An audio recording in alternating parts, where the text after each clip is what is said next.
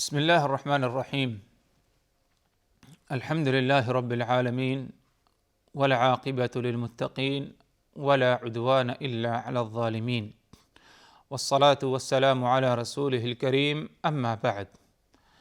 اللہ تبارک و تعالیٰ پر حمد و ثنا اور اس کے نبی کریم صلی اللہ علیہ وسلم پر بے شمار بے حد بے عدد درود و سلام کے بعد، محترم ناظرین، نبوی وصیتیں کے نام سے اس سلسلے وار پروگرام میں ہم آپ کی خدمت میں حاضر ہیں۔ السلام علیکم ورحمۃ اللہ وبرکاتہ۔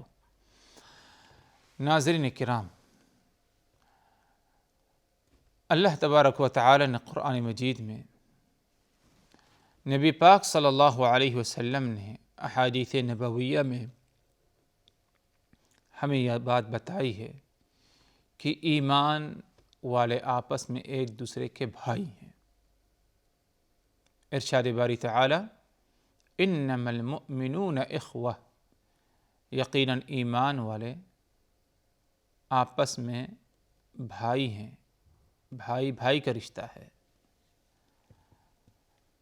اور اسی طرح مختلف احادیث میں رسول اللہ صلی اللہ علیہ وسلم نے ہمیں اسی بات کی تعلیم دی، جیسے کہ آپ کی ایک حدیث ہے، المسلم اخو المسلم لا یظلمہ ولا یحقرہ، مسلمان اپنے دوسرے مسلمان کا بھائی ہے، اس پر ظلم نہیں کرتا، اس کو حقارت کی نگاہ سے نہیں دیکھتا۔ یہ ایک بنیادی بات ہے جو ہمیں اچھی طرح سمجھ لینی چاہیے کہ ہر مسلمان، ہر وہ انسان جو اللہ و رسول پر، یوم آخرت پر ایمان رکھتا ہے، اسے چاہیے کہ اپنے دوسرے مسلمان کو اپنا بھائی سمجھے۔ اس لیے ہر ایسا عمل جو اس اصول اور ضابطے میں خلل پیدا کرے، شریعت نے ہمیں اس سے کیا ہے، روکا ہے۔ شریعت نے ہمیں اس سے روکا ہے۔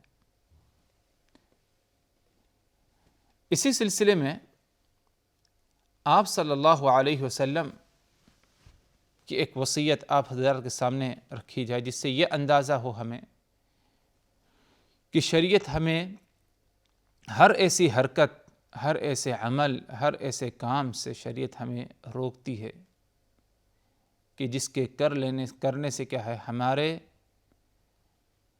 ایمان والے بھائی کو تکلیف پہنچے یا اسے کیا ہے، ضرر پہنچے۔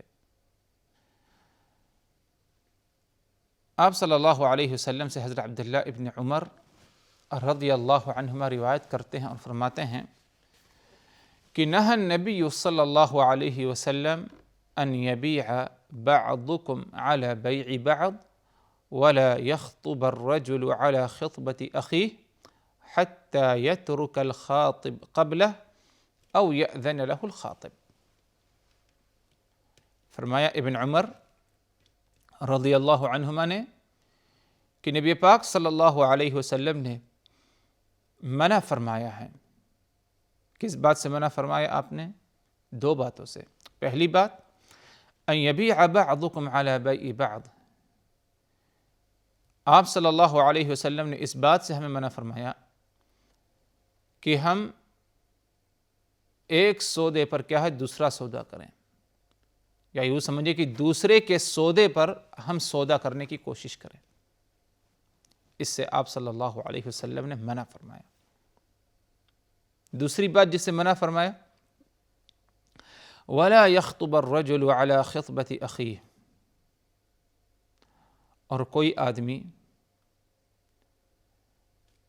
دوسرے کی مگنی پر یا دوسرے کے شادی کے پیغام پر اپنا شادی کا پیغام نہ بھیجے، حتی یترک الخاطب قبلہ او یأذن لہ، جب تک کہ پہلا جو خاطب ہے، یعنی پہلا جو پیغام بھیجنے والا ہے، وہ پیچھے نہ ہٹ جائے یا اجازت نہ دے دے، تب تک اس جگہ پر تم شادی کا یا نکاح کا پیغام نہ بھیجو۔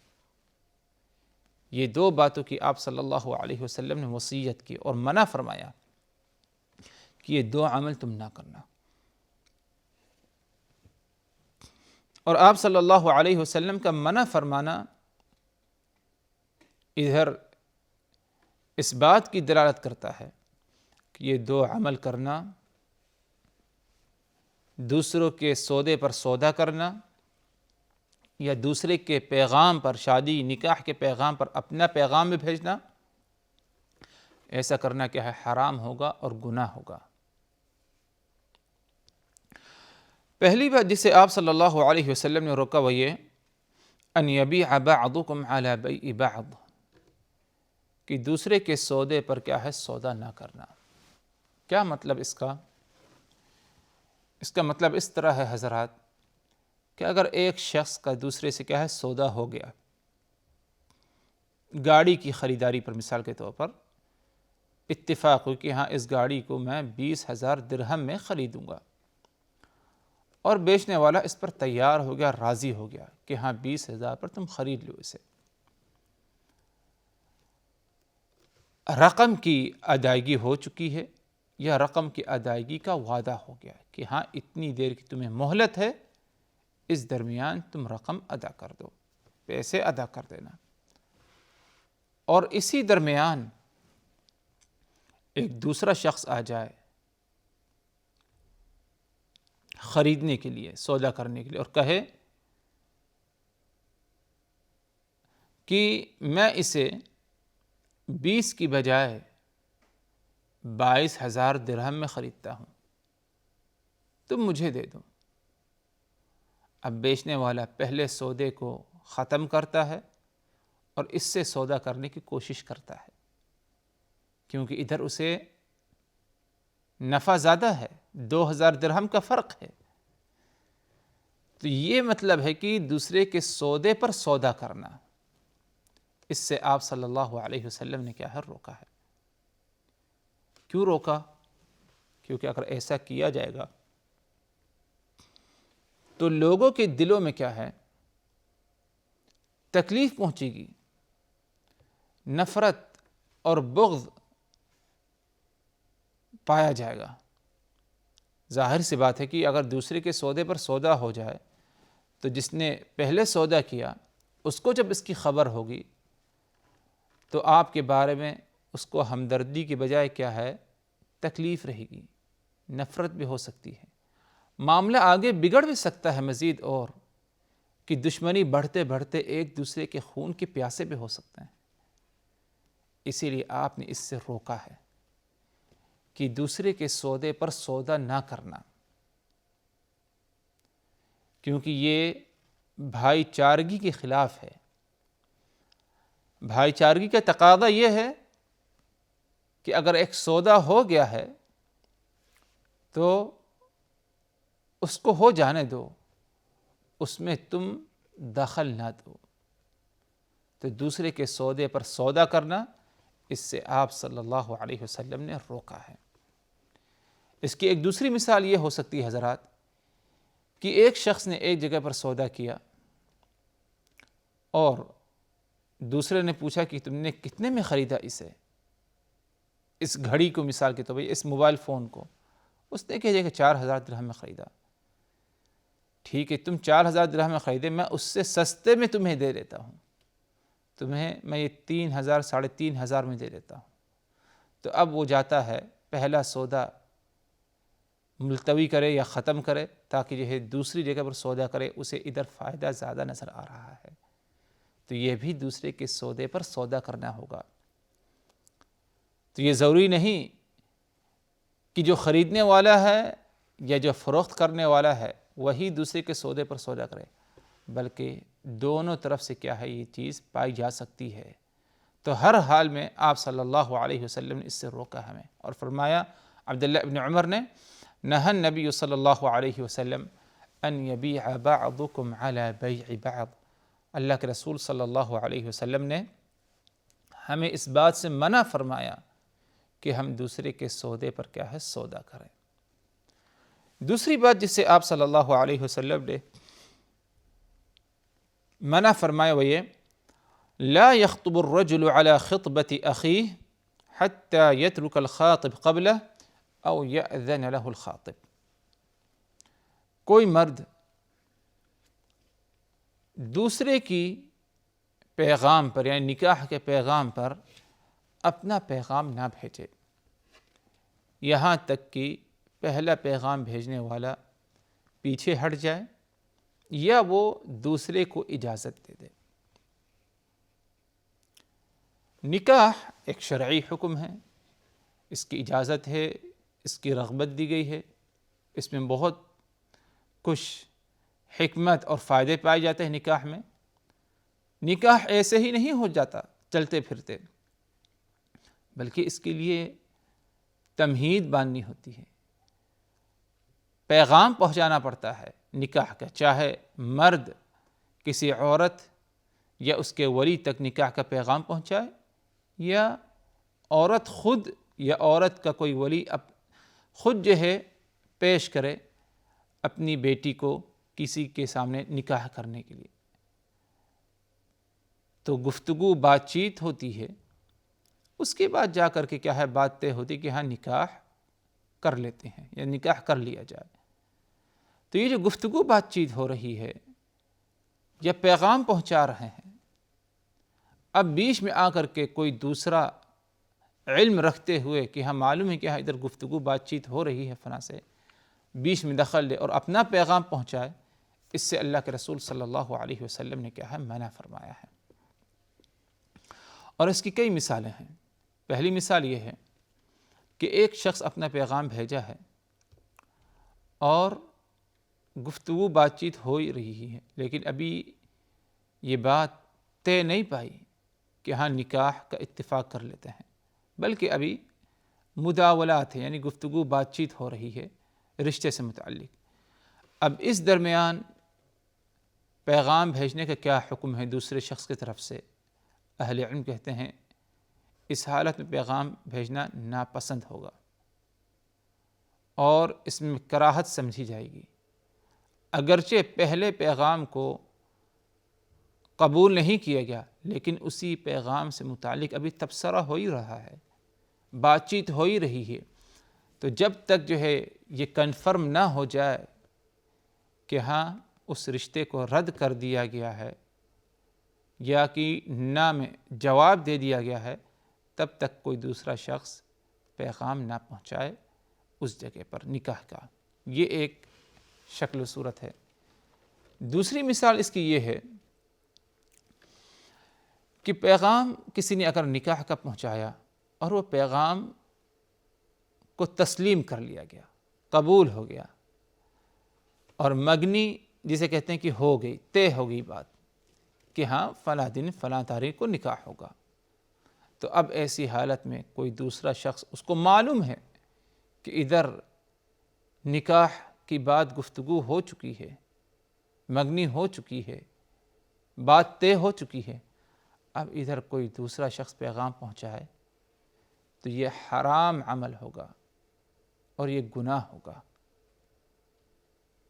ایک تیسری شکل و صورت اس میں یہ ہوتی ہے حضرات کہ دوسرا شخص پیغام پہنچاتا ہے لیکن اسے یہ معلوم نہیں تھا کہ مجھ سے پہلے کسی نے پیغام پہنچایا ہے نکاح کا اور ادھر بات طے ہو چکی ہے، تو لا علمی کی بنا پر جو ہے اس نے کیا پیغام پہنچایا، تو ادھر پیغام بھیجنے والے یعنی جو دوسرا جس نے پیغام بھیجا ہے اگرچہ اسے معلوم نہیں تھا تو اسی لیے کیا ہے اسے کیا ہے کوئی گناہ نہیں، لیکن جیسے ہی معلوم ہو جائے وہ پیچھے کیا ہے لوٹ آئے اور کیا ہے اپنی بات کو کیا ہے واپس کر لے۔ تو یہ چند جو ہے حالات پائے جاتے ہیں پیغام پہنچانے کے وقت۔ تو جب بھی انسان پیغام کہیں پر پہنچانا چاہتا ہے تو پہلے اس بات کا اندازہ لگا لے، پوچھ لے کہیں اور جو ہے مجھ سے پہلے کسی نے پیغام تو نہیں پہنچایا، تاکہ اس قسم کی جو ہے پریشانی اور جو ہے منع کردہ عمل میں کیا ہے مبتلا نہ ہو جائے۔ تو آپ صلی اللہ علیہ وسلم کا فرمان لا يخطب الرجل على خطبة اخیہ، کوئی آدمی اپنے کسی دوسرے بھائی کے پیغام پر یعنی نکاح کے پیغام پر کیا ہے اپنا نکاح کا پیغام نہ بھیجے۔ آگے فرماتے ہیں آپ صلی اللہ علیہ وسلم حتی یترک الخاطب قبلہ او یأذن لہ، جب تک کہ پہلا شخص جس نے پیغام پہنچایا وہ چھوڑ دے، پیچھے ہٹ جائے یا وہ اجازت دے دے، یعنی دوسرا جو پیغام پہنچانا چاہتا ہے وہ اس سے اجازت لے لے کہ بھائی تم نے پیغام پہنچایا ہے تو کیا تم مجھے اجازت دے دو کہ میں پیغام بھیجوں نکاح کا؟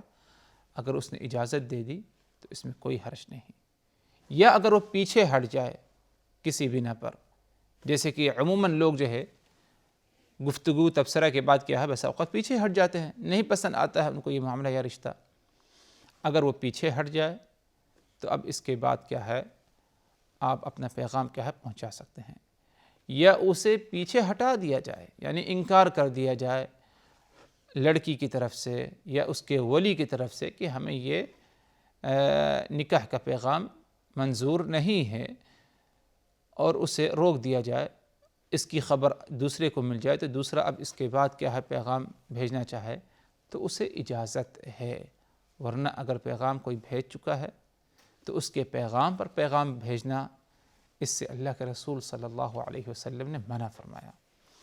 اور منع کیوں فرمایا، اس میں کیا حکمت ہے؟ کیونکہ ایسے کرنے سے اخوت جو ہے بھائی چارگی ایمان والوں کی مسلمانوں کی اس کو داغ پہنچتا ہے، اور جب کسی کو معلوم پڑ جائے خاص نکاح کے معاملے میں معاملات جو ہے زیادہ جو ہے پیچیدہ اور جو ہے زیادہ اس میں کیا ہے تکلیف پہنچتی ہے انسان کو، اگر معلوم پڑ جائے کہ ہاں میرے پیغام پر کسی اور نے پیغام بھیجا اور اس کے پیغام بھیجنے کی بنا پر کیا ہے مجھے پیچھے ہٹا دیا گیا، دوسرے کے پیغام کو تسلیم کر لیا گیا، تو اس کے دل میں کیا ہے آپ کے بارے میں تکلیف رہے گی اور ایک قسم کی دشمنی کا جذبہ جو ہے پایا جائے گا، نفرت وغیرہ پائی جائے گی۔ تو اسی لیے کیا ہے اسلام نے اس سے روکا ہے، اور یہ سب اس لیے کیونکہ ایمان والے ایک دوسرے کے بھائی بھائی ہیں، بھائی چارگی کا تقاضا یہ ہے کہ کوئی کسی کو کسی قسم کی تکلیف نہیں پہنچاتا، نہ خود کو تکلیف میں ڈالتا ہے اور نہ خود جو ہے کسی کو جو ہے تکلیف پہنچاتا ہے اپنی ذات سے۔ انما المؤمنون اخوہ، ایمان والے بھائی بھائی ہیں، اور اسی طرح اللہ کے رسول نے بھی اس کے بارے میں ہمیں بتایا۔ تو اسی لیے اس اخوت کو باقی رکھنے کے لیے اور اس اخوت کو ہر قسم کی دشمنی، نفرت، بغض و عناد سے دور رکھنے کے لیے، محفوظ رکھنے کے لیے شریعت اسلامیہ نے ہر ایسے عمل سے روکا ہے کہ جس کے کرنے سے کیا ہے اخوت میں کیا ہے کچھ کمی ہو یا اسے کیا ہے نقصان پہنچے، جس میں سے یہ دو باتیں جو آپ حضرات کے سامنے رکھی گئی کہ آپ صلی اللہ علیہ وسلم نے ایک سودے پر یعنی دوسرے کے سودے پر ہم سودا کریں اس سے منع فرمایا، اور دوسرے کا جو پیغام ہے نکاح کا اس پر ہم جو ہے نکاح کا پیغام بھیجیں، اس سے بھی آپ صلی اللہ علیہ وسلم نے منع فرمایا۔ اللہ تبارک و تعالی مجھ کو اور آپ تمام حضرات کو رسول اللہ صلی اللہ علیہ وسلم کی اس وصیت پر عمل کرنے کی جو ہے توفیق دے، دوسروں تک پہنچانے کی توفیق دے۔ وآخر دعوانا ان الحمد للہ رب العالمین، والسلام علیکم ورحمۃ اللہ وبرکاتہ۔ صلی اللہ علیہ وسلم، صلی اللہ علیہ وسلم۔